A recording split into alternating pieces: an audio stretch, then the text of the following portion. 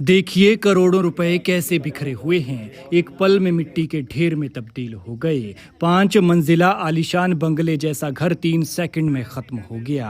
महज 3 सेकंड में आंखों के सामने तबाही हो गई और जीवन भर की खून पसीने की कमाई आंखों के सामने ढेर हो गई। कुछ बचा है तो बस ये खिड़कियां, दरवाजे, मलबा और उस बंगले जैसे घर में बिताए कुछ हसीन पल।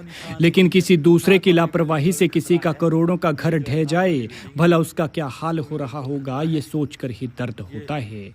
सोचिए, जब ये खूबसूरत बिल्डिंग खूबसूरत शिमला के पहाड़ पर चमकती होगी तो कितनी खूबसूरत लगती होगी। लेकिन लापरवाहियों ने सब खत्म कर दिया और अब देखिए इनका क्या हाल हो गया है।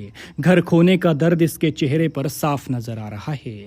काफी दिन से इस गगनचुंबी महल को खतरा बना हुआ था। जानते थे कि कभी भी गिर सकता है, लेकिन भला कौन है ऐसा जिसका घर छोड़ने को मन करता है। इसलिए अभी बीती रात को ही ये घर छोड़ा था और करोड़ों रुपए के घर की मालकिन को दूसरों के घरों में शरण लेनी पड़ी थी। और सुबह होते ही इनकी आंखों के सामने ये 5 मंजिला घर चला गया। महज 3 सेकंड में ये बिल्डिंग मिट्टी के ढेर में तब्दील हो गई। भगवान ऐसा किसी के साथ न करे, क्योंकि किसी का घर उसकी आंखों के सामने ढह जाए, भला इससे दुखद और क्या ही होगा। सुनिए क्या कह रही है पीड़ित महिला। रंजना वर्मा है और इस बिल्डिंग का नाम राजनिवास था। ये घटना सुबह 8:15 बजे हुई है। हाँ जी। और कितनी की? ये बिल्डिंग तो रात को ही खाली की हमने। रात को निकल गए थे बाहर सब अपनी जान बचा के, क्योंकि लैंडस्लाइड हो रहा था। ये तो काफ़ी पहले से हो रहा है, पर आज तो कल से बहुत ज़्यादा हो रहा था। जो परसों बारिश हुई उसकी वजह से ज़्यादा हो रहा था, तो हमने खाली कर दी थी रात को बिल्डिंग। साफ दिख रही है 4 लेन का जो काम हुआ है इसमें। मतलब यहाँ पे इतना ज़्यादा इन्होंने कटिंग कर दी थी कि मतलब बिल्डिंग को तो 2 साल पहले से खतरा था, लेकिन फिर भी इन्होंने कोई काम नहीं ऐसा किया कि जिससे हमें सेफ्टी हो। ठीक। सबसे बड़ी बात है, जो टनल बन रही है इसको ही रोका जाए। कल देखा कितना बड़ा हमारे लिए बहुत खतरनाक है। बहुत ज़्यादा। मेरा नाम यशपाल वर्मा है। मैं उप प्रधान ग्राम पंचायत चमियाना का दायित्व मेरे पास है। ये सुबह 8:10 के लगभग की घटना है।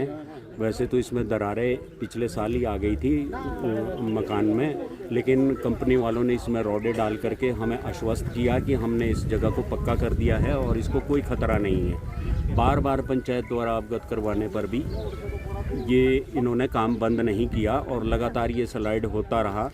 और ये 5 मंजिला भवन था जो कि पूरी तरह से ध्वस्त हो चुका है। ऊपर वाले का शुक्रगुजार करते हैं कि इसमें कोई जान माल का कोई नुकसान नहीं है।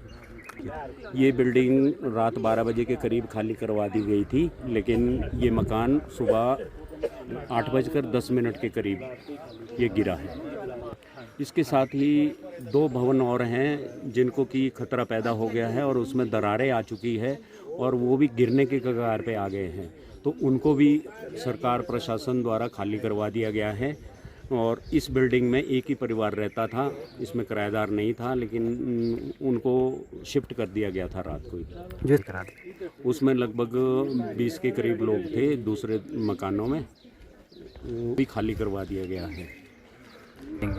ये सीधे तौर पे गावर कंस्ट्रक्शन कंपनी जो कि ये 4 लाइन का काम कर रही है, इनकी लापरवाही का नतीजा है।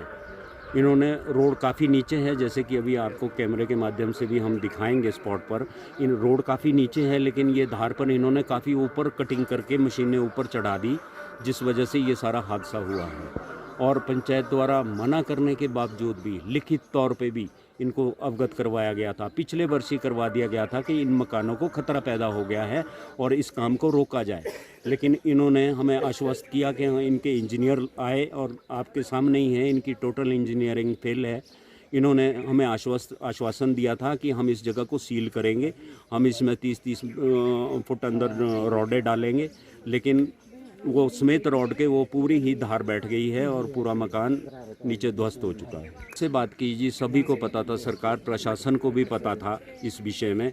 ऐसा नहीं है कि किसी को जानकारी नहीं थी, लेकिन कंपनी द्वारा बार बार सरकार और प्रशासन को भी अंधेरे में रखा गया कि इसकी जिम्मेवारी हम लेते हैं और इनको कोई खतरा भवनों को नहीं होगा।